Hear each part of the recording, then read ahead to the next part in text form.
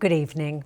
ITV News Central has been allowed inside one of the region's intensive care units where every one of the 15 patients has COVID and none of them had been vaccinated. Doctors at Sandwell Hospital and City Hospital say the patients who are under 45 had told them they just hadn't got round to getting the jab. Mark Goff has this exclusive report. This is the intensive care unit at Sandwell Hospital today. There are 15 patients in ICU here and at City Hospital. All have COVID and all weren't vaccinated. And they're young. 6 patients are under 45, others in their 20s.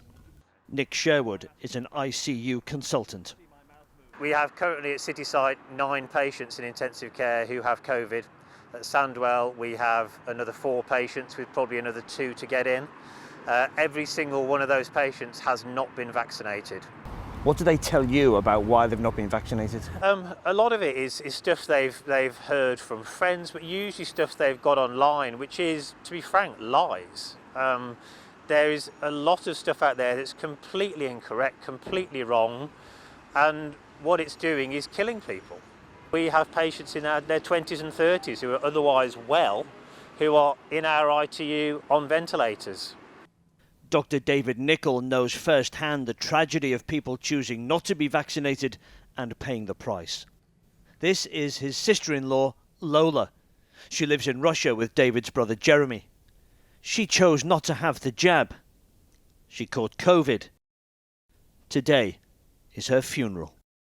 She'd just delayed doing it. Some of it was kind of conspiracy theory, usual kind of conspiracy theory stuff. I wouldn't say that she was like some of the anti-vax extremists, but you know, that dithering cost her her life, and it was completely avoidable.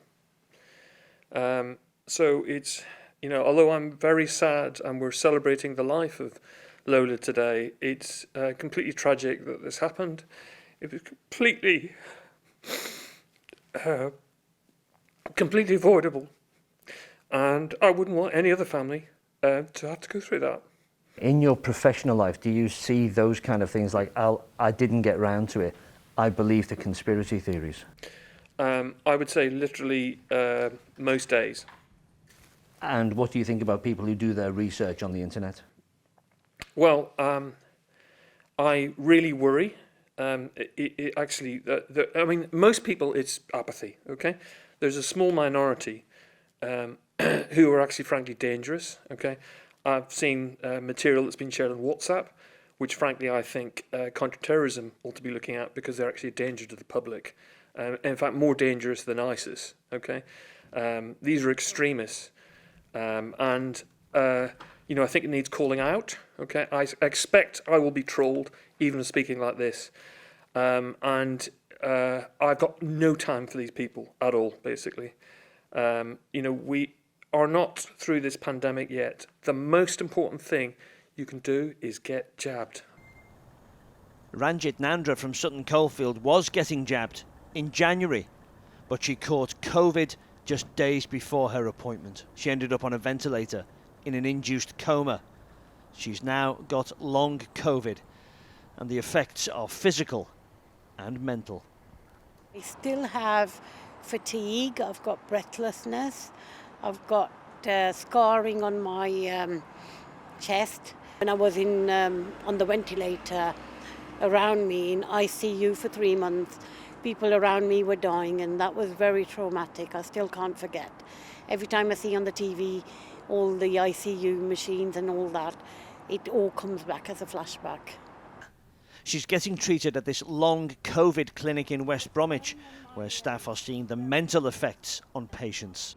PTSD, recurrent flashbacks to being in intensive care, that fear of, will I get it again? Will I ever recover? The message is clear and simple. Get vaccinated. Mark Goff, ITV News.